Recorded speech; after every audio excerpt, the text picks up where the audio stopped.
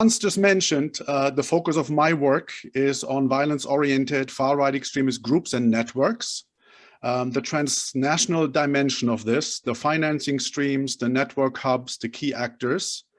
And of course, in that framework, Ukraine and Russia play a significant role, particularly the so-called Azov movement in Ukraine, as you all know, and in Russia, the Russian imperial movement, which have quite active international departments and activities.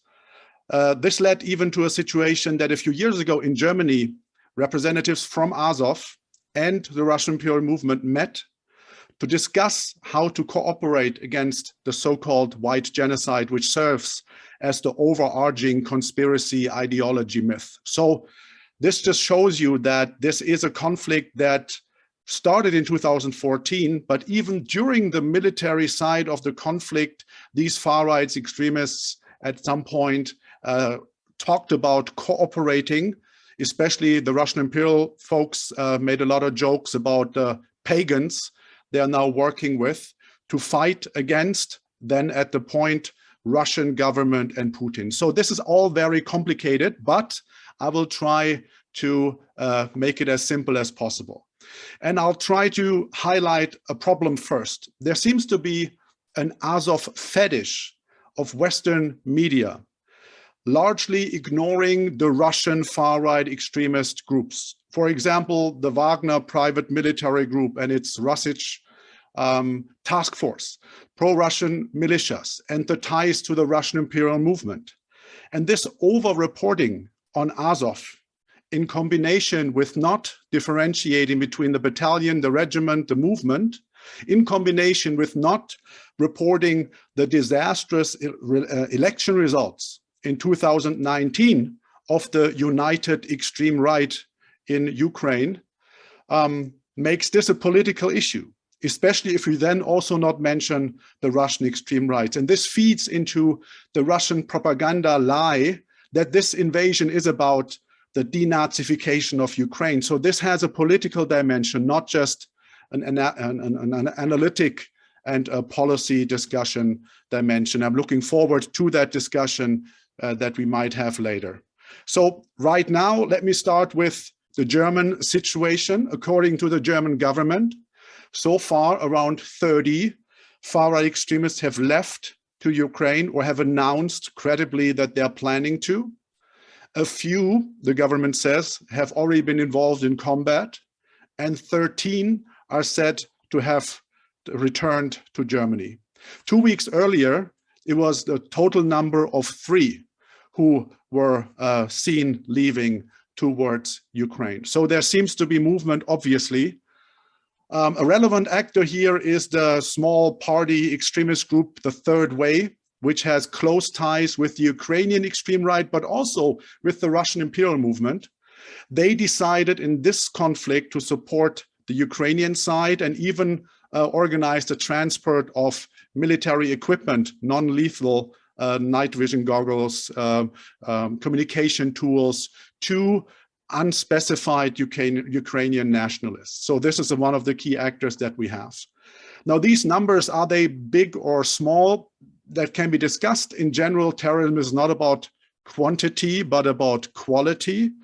If we have a returning group of highly motivated, combat experienced far-right extremists, probably all of them with PTSD, attacks in Germany and other European countries might very likely look differently in the future. And that is our focus here of CEP and our work, analyzing who's going and trying to prevent it if possible and preparing for the return.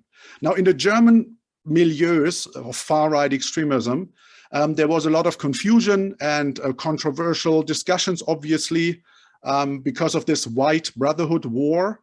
The majority at some point decided to support Ukraine. They simply mentioned that Vladimir Putin, who is being seen as a strong white man, is sending his Chechen warriors, butchers in the Ukraine. In those channels on Telegram and in other places, a lot of Russian Asian soldiers' faces are being shown, and they are designated as non-white. So basically, the German far-right extremists that sided with Ukraine reframed Putin's Russia as non-white. And of course, they ignored that on the Ukrainian side, there's also 3 Chechen battalions that are fighting for Ukraine. The issue of the Ukrainian president, of course, was a big deal. His Jewish heritage, he is being considered as the lesser evil. And some have explicitly shown respect for his bravery, basically saying this is a brave Jew who stays and fights. And the far-right extremists that call for Germans to fight with them, they say they're not fighting for Zelensky, but for the Ukrainian nationalism. There's also, of course, a pretty big group in this segment that remains neutral. They basically follow the idea of Germany first. This is too complicated, too messy, we're not going to get involved. And then there's the side of the German new or alt-right parties and groups that have been supported by the Kremlin for many years, financially and otherwise. And of course, those side very clearly with Putin. In general, I would say the side taking was based on pre-existing alliances, personal ties, and material support, and that especially regarding the Kremlin toward far-right parties in Germany. Now, on the Russian side, as mentioned, there's a couple of groups that need to be exposed even more. I'm sure many here have heard of the Wagner Group that has been displaying Nazi insignia for many years, displaying anti-Semitism, anti-LGBTQ sentiments, and they are accepting applications via Telegram. You might have seen 2 days ago that a pro-Russian leader of the so-called Donetsk People's Republic awarded medals to Rusich task force soldiers. This Rusich task force, which is part of Wagner, is an offspring of the Russian Imperial Legion, which is part of the Russian Imperial Movement, and so on. So I don't want to go into too many details. I'm just saying the factor of reporting about Azov compared to RIM and others is probably 1 to 20. And that is something that needs to be considered in an ongoing propaganda war. There's also other groups like the Defenders of Donbass, which are calling for recruits from other countries, extremely anti-Semitic, anti-feminist, anti-LGBTQ, calling for volunteers. And there's left-wing activists as well on Telegram and other groups, the Resistance Committee, the Black Flag Ukraine. They are recruiting and receiving support from Antifa groups in Germany and other countries. Interestingly, the extreme left and the extreme right fight together against the invaders. And this is a challenge for Western black and white thinking, where we are quite comfortable on our couches assessing the situation, saying these are the good guys and the bad guys. It appears that when you're under attack by a foreign army, political convictions are not your primary concern. So to summarize this, to end this, we have a few recommendations in our policy brief that you're going to receive afterwards. Information of those who want to travel to the conflict zone, gathering information, collecting it, analyzing it as a priority, and Hans will speak about this. We hope we will receive a list of Germans from the Ukrainian government, those who registered with the International Legion. This will be perfect, so we can put it next to the list, I mean the security agencies of the far-right extremists in Germany. There has been a very interesting court decision by the International Court of Justice declaring the Russian invasion illegal, and this could make any public approval or attempt to join or attempt to support the Russian forces and the separatist areas a crime, something that should be explored. And I'm very happy that we have Sofia with us, because there are lessons to be learned from the management of foreign terrorist fighters, returnees from Syria and Iraq. And here the clear point is we cannot wait until everybody's back from Ukraine. Now we need to prepare government and civil societies so we have concepts and activities in place for the returnees. Thank you, Hans. Sorry, I was still muted. Thanks, Alexander. Just one question immediately after your opening statement. We had a lot of discussion with German officials about the ability or inability to prevent violence-oriented extremists from leaving the country to whatever side. You want to just say a couple of sentences about the challenges, because I think this is not a unique German challenge here. Absolutely. So there is this idea that dangerous individuals or people that are put in this category by security agencies might be not allowed to move from their apartment or not allowed to travel to some destination. This is something that is being implemented in the context of football hooligans, violent hooligans, for example, who are not allowed to go to specific games when they have a history of violence. And the police shows up and tells them, if you leave and give us your documents, but if you leave, you will be sentenced, there will be a consequence.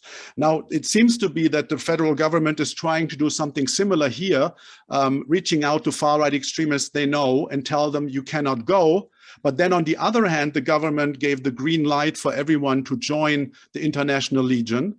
They said they're going to try to attempt to hinder far-right extremists to join anyone in that conflict. But it appears that this Gefährder concept, this dangerous individuals concept, is not applicable here. So I'm not expecting anyone to be hindered by federal police to really go.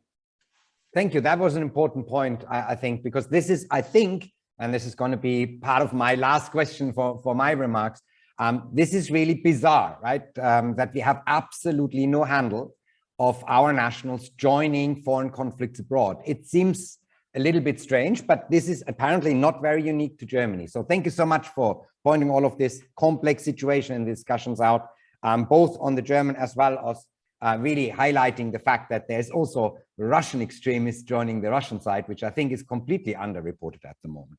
But equally complex, of course, is the situation in the US, and there's also quite a few interesting discussions ongoing among the US extremists, and therefore I'm grateful that Joshua Fisher-Birch is with us today. And Joshua is the CEP expert on the US scene, which of course is also very diverse in its attitudes to war. And I think the US government is struggling similarly to what to do to prevent extremists from joining this conflict. But Joshua, over to you.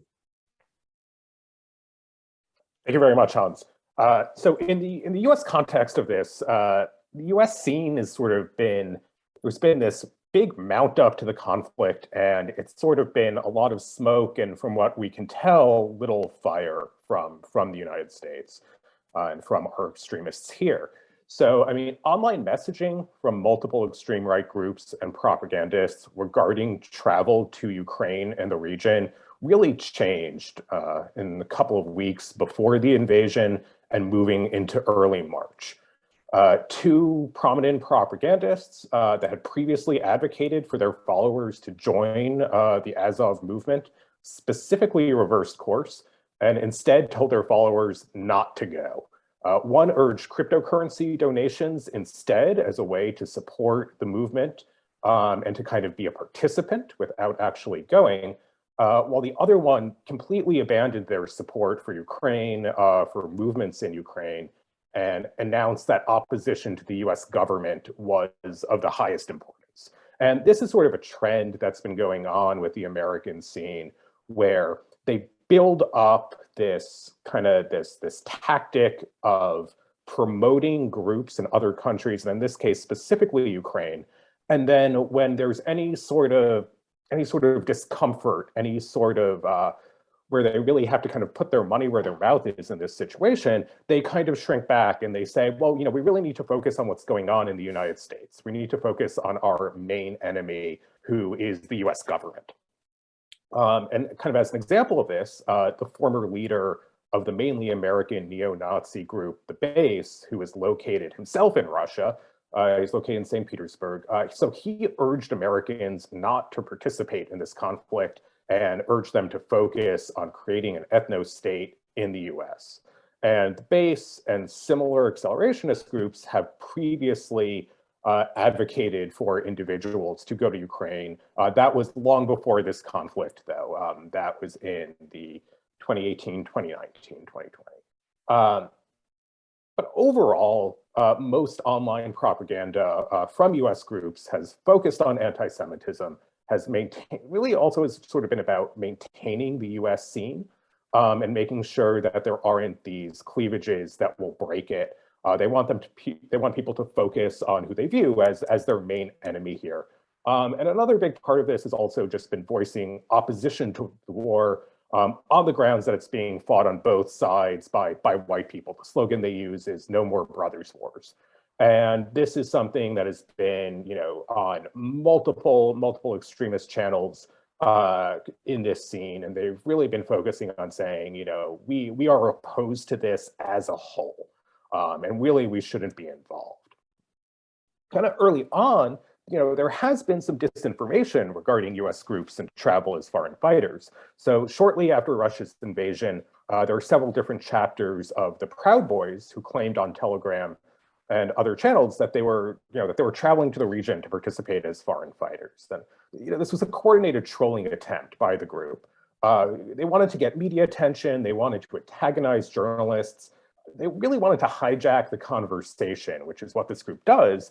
And they wanted to kind of get journalists to report on the Proud Boys themselves. And this was a bad faith ploy from the group in order to kind of focus the story on themselves.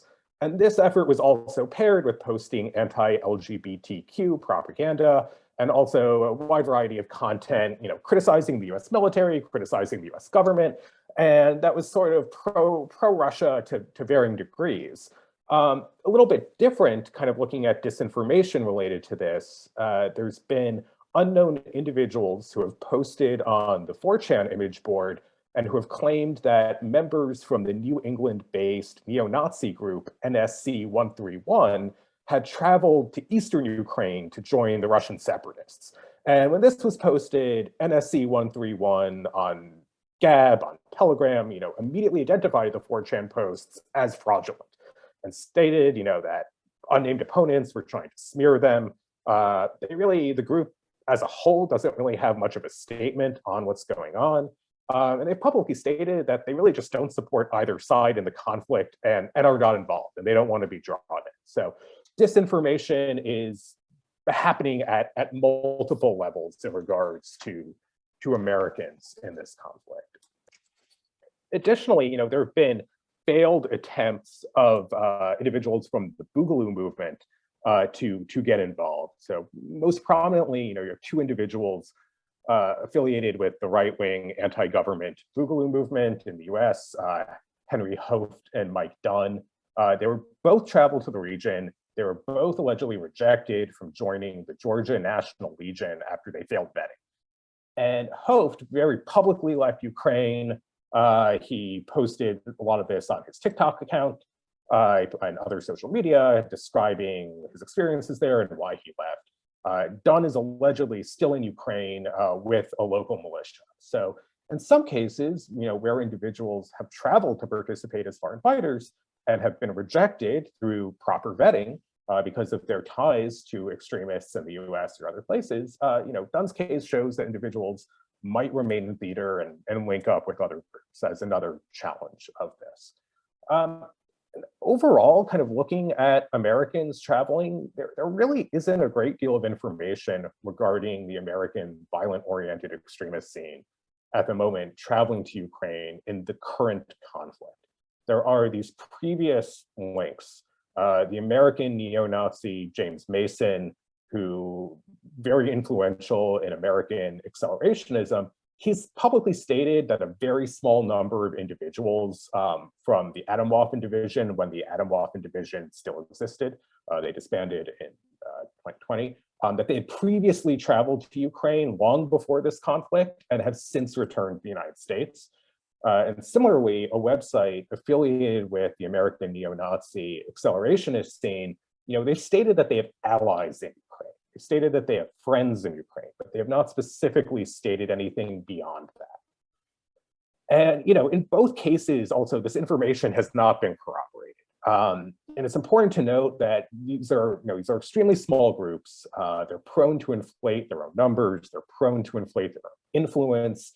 And kind of with the broader American scene in terms of rhetoric, it's really hard to say their level of influence. It's hard to say to what extent they want to feel like they're kind of players in what's going on. But in the broader American neo-Nazi scene, there's been very little talk of actually traveling to the region to participate as foreign fighters.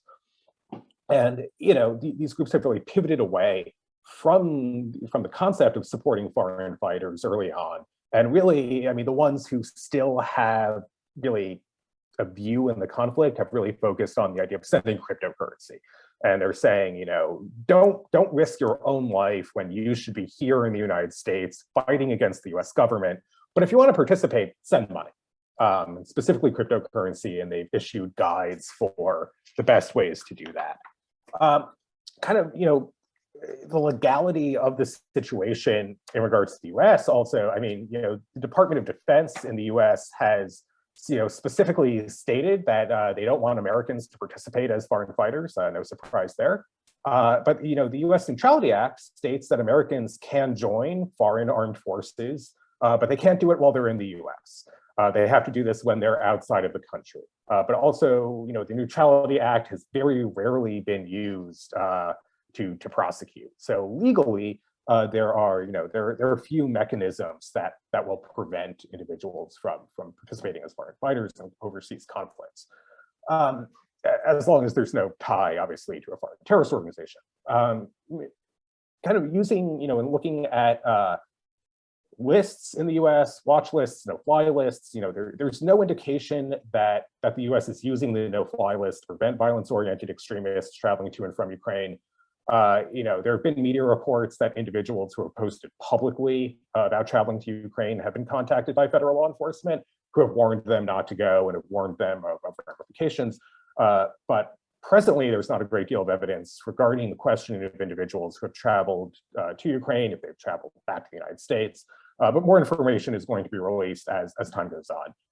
The U.S. Department of Homeland Security is coordinating the U.S. government's domestic response with intelligence and law enforcement, are presumably collecting a great deal of information on these groups and individuals who have expressed an interest in traveling to the region. There's really a very high level of interest in the United States about the potential of foreign fighters. And it's kind of as a final point, I think it's very possible that in this case, US-based violent-oriented extremists are not going to be making large physical contributions to this conflict, and that this is really going to be in the realm of support from the United States. These groups are really focused on their own interests, and as the fighting has raged on, as the fighting has gotten more and more brutal, they really have less of a desire to participate. So I'm going to turn this over to my colleagues here. Thank you. Super, thank you, Joshua. This is a real interesting parallel, actually, to last time round, where we had violent extremists traveling to Ukraine 2014-15, where again, the numbers of Americans was, compared to the size of the country and the size of the scene, relatively minute. And that seems to be a repeat of that situation. So it's quite interesting. But thanks also for outlining the legal aspects, because I think that is a really instructive discussion that we need to have, because this is going to continue to happening. And if there's absolutely no mechanism that we can prevent our extremists, so making other conflicts worse, and then come back and be a threat to ourselves, that is not a good situation. There's a very interesting audience questions about the differences between foreign terrorist fighters and foreign fighters. We'll discuss that in the discussion round later on, because there are some things that you need to take into consideration, which makes it more difficult to deal with this problem and still worth talking about it. Perfect.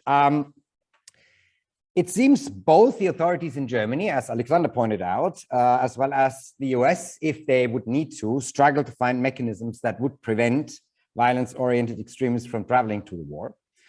From our research, it has become clear that this is the case in many countries from which such individuals attempting to travel. Therefore, As things stand now, we will have to expect that, although small in number, violence-oriented extremists will be able to get themselves to the conflict zone and then back home. Since this is the case, and looking at my experience at the UN Security Council working on the issues of travel and return of foreign terrorist fighters between 2013 and 18, I think there's some good lessons that the international community has learned from monitoring the flow of foreign terrorist fighters going to Iraq and Syria and back after 2014 that can be applied here. So 3 points I want to make: information collection and exchange, cooperation, and travel and return monitoring. So let me start with the collect and exchange of information.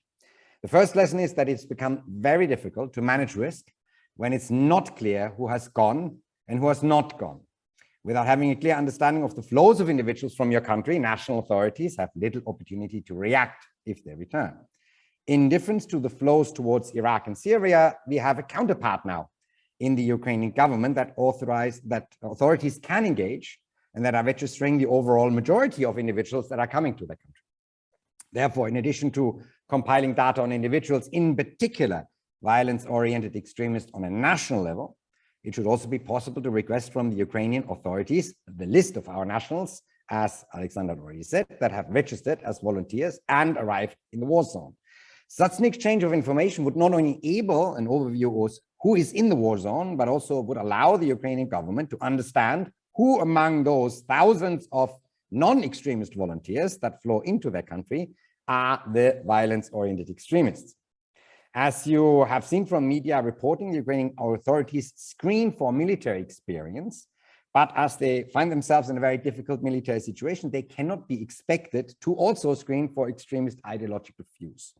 Therefore, telling them who is the violent-oriented extremist from our country that have entered their country will enable them potentially to be sending them back as well. They too have no interest to have such individuals among their ranks and therefore create fuel to the Russian propaganda. This is about denazification. Secondly, cooperate with transit countries. Information exchange with transit countries has proven to be very effective in understanding and managing the flow of foreign terrorist fighters. This is also very likely effective when dealing with the travel of violence-oriented extremists. Of course, in the current situation, transit countries are those bordering Ukraine that are currently dealing with significant inflows of refugees from Ukraine, which continues to stretch their resources. Therefore, it's unlikely that they will have the resources to prevent violence-oriented extremists from transiting through their territory at this point. However, as this is not just an issue about traveling to Ukraine, but primarily also about violence-oriented extremists returning from Ukraine, enabling those transit companies to know which individuals are of interest can act as an early warning mechanisms when they return. The good news is that anyone leaving Ukraine will have to transit from a non-Schengen country into a Schengen area and therefore be subject to mandatory passport checks when they cross the border. Therefore, if transit countries are aware, they can inform the authorities in the home countries of the violent-oriented extremists that they are on their way to return. This, of course, is of particular importance for violence-oriented or extremists from Schengen countries, since they will not be subject to additional passport checks once they gone into those transit countries to their home countries, because they are then inside the Schengen area. Third point, operationalization of travel and return monitoring. How this exchange of information between Ukraine and the transit countries can be operationalized in an effective manner, in my opinion, is that don't do this on a bilateral level. Given the current war in Ukraine, the last thing the Ukrainian authorities need are dozens of bilateral information requests. Therefore, a more centralized approach seems the sensible way forward. This would entail creating a repository of violence-oriented extremists that have traveled to Ukraine or are suspected of having traveled to Ukraine, either as Europol, with which Ukraine has already a cooperation agreement for a number of years, or Interpol, which has the green notices, warning, and intelligence as one tool it could use. That way, both home countries as well as transit countries and Ukraine could deposit information concerning such individuals of interest, and the information would automatically be accessible to all police authorities in all countries concerned. So there is no need to set up massive bilateral exchange back and forth of information. The Interpol Foreign Terrorist Fighter database that still exists could be seen as a blueprint, and the legal applicability of setting up something similar should be definitely explored. For this, there's also a lesson from the foreign terrorist fighters flow, and that is the importance of biometric information, in particular pictures and very available also fingerprints in such a database. War and conflict zones always offer greater opportunities to switch identities than it's normally the case, and violence-oriented extremists who go there to get combat training, access to arm or experience definitely are more likely to do this. Therefore, biometric information mitigates this. It's no longer just a passport number and the name. Finally, the use of advanced passenger information, API, and passenger name record, PNR, data has been a powerful tool in tracking the travel of individuals of interest, be it money launderers, drug smugglers, or foreign terrorist fighters, for a number of years.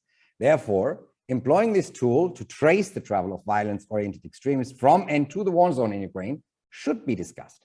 The good news here is that we are primarily dealing with a limited number of potential travel routes, and therefore also a limited number of airports where this would need to be set up. Therefore, in the current situation, in which we are dealing with a limited number of violence-oriented extremists that may be in the war zone, there seems to be no need to use this instrument on a large supra-regional scale. Targeted checks of data against a central list of violence-oriented extremists that have traveled or are suspected of have traveled or returning should be effective enough at this point. I want to stop or finish with a question. Before I hand over to Sofia, the question that I have and that we may want to discuss later in our discussion round, it seems that many countries have not indeed criminalized the joining of foreign military forces for their citizens. This seems odd. This is one of the reasons why it's legally so difficult to prevent the exit of violent-oriented extremists or even organize mandatory programs upon their return. I wonder whether this is a potential lesson that can be learned from this situation. Not always will our citizens join foreign military forces of countries that have our full military support. And Alexander already alluded how the German government is starting to think about people joining the Russian side.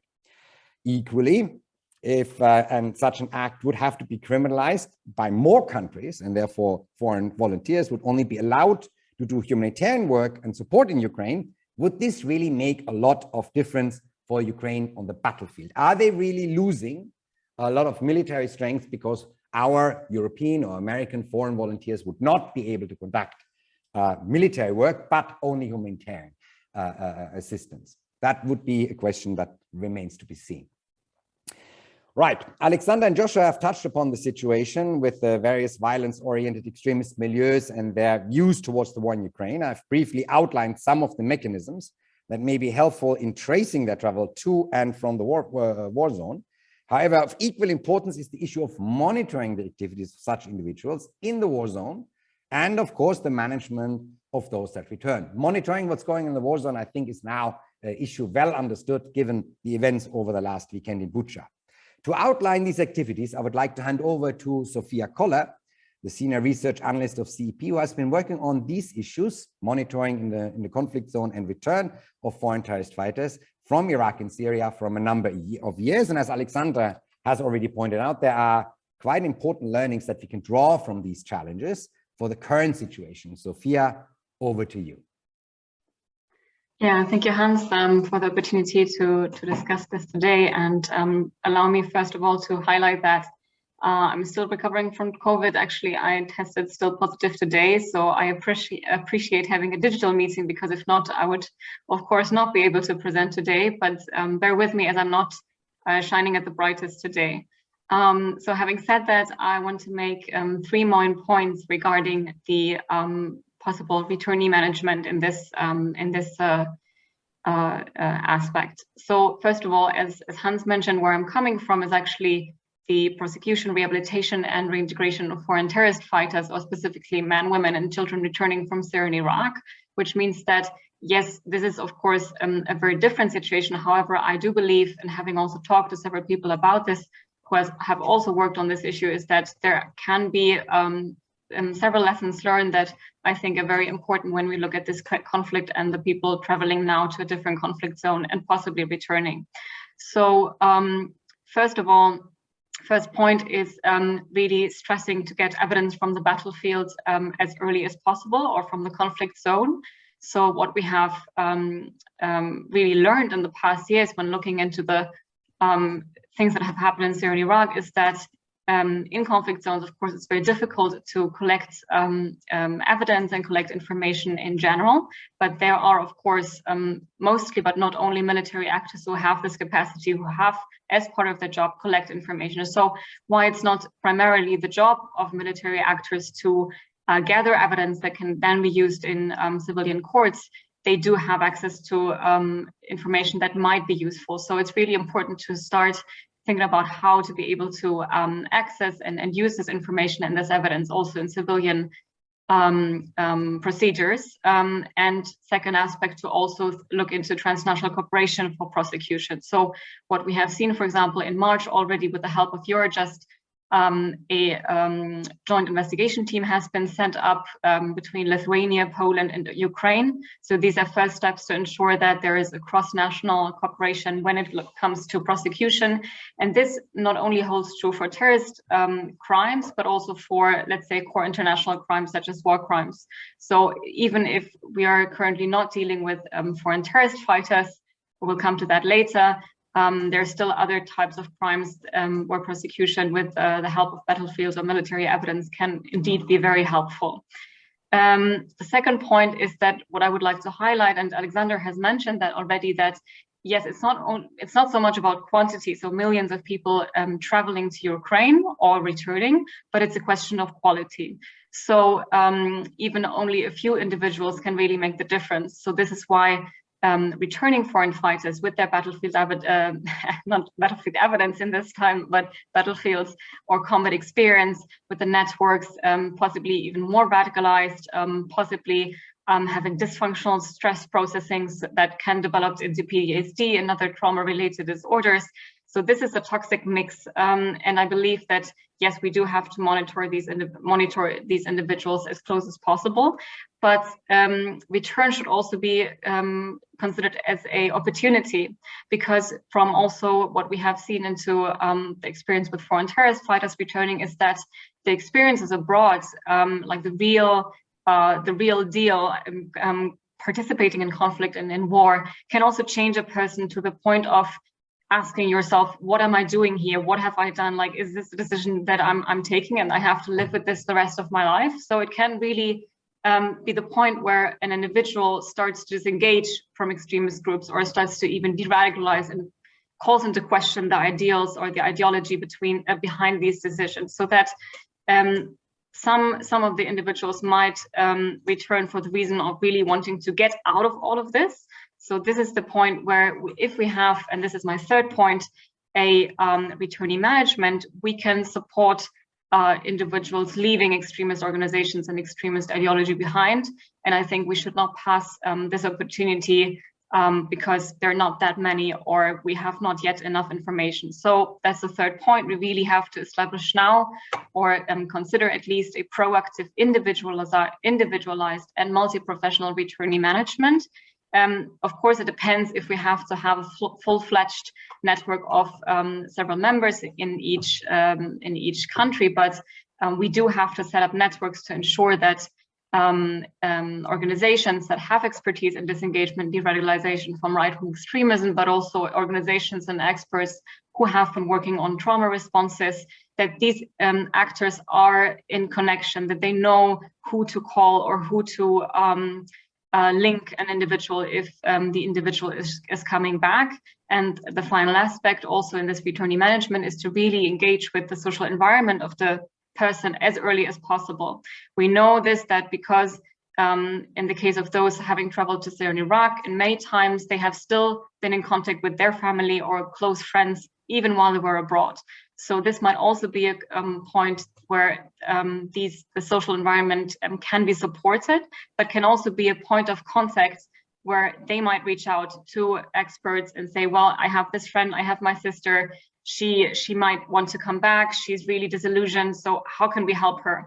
So again, from these 3 points, really get evidence from the battlefield, and encourage transnational cooperation, consider return both a risk but also an opportunity, and then really act now, and do not wait like the last times for a couple of years, but consider now how to really ensure that we have a returnee management in place for those who are returning already. and I'm looking forward to the further discussion. Thank you.